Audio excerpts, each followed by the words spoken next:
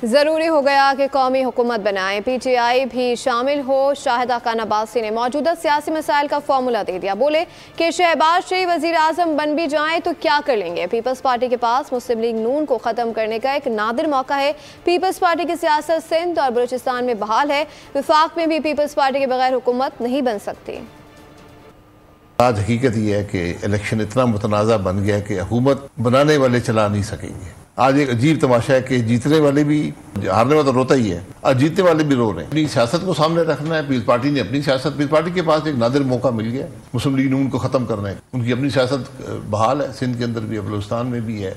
यहाँ पर भी उनके बगैर हुकूमत नहीं बन सकती। मुस्लिम लीग नून के बगैर भी हुकूमत नहीं बन सकती। PTI जिससे मिल जाए हुकूमत बन जाएगी। तो आज अपनी सियासत को एक तरफ रख दें, अपनी इन कुर्सियों को एक तरफ रख दें, मुल्क की बात करें। और वो एक, जिस तरह ये इलेक्शन अनोखे थे, ये आपको हल भी अनोखा ही चाहिए। नून लीग के